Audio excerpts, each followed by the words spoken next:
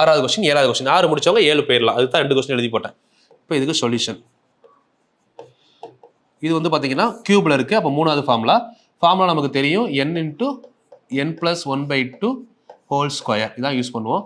அப்போ 10 அப்படின்னா 10 × 11/2 whole square அப்படிங்கிற ஃபார்முலா யூஸ் பண்ணுறோம்.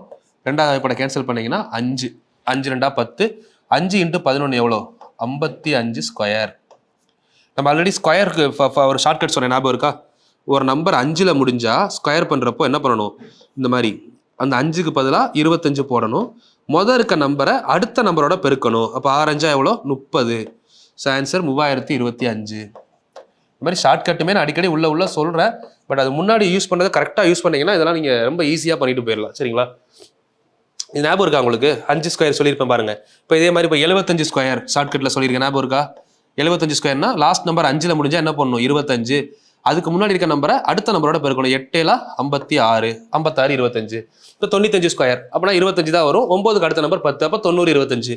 அந்த மாதிரி கொஞ்சம் ஷார்ட்கட்லாம் தெரிஞ்சுக்கிட்டீங்கன்னா இங்கே இந்த இடத்துல யூஸ்ஃபுல்லாக இருந்திருக்கும். இப்போ சரிங்களா? ஸ்பீடாக ஆன்சர் பண்ணிட்டு அடுத்த கொஸ்டின் போயிருக்கலாம்.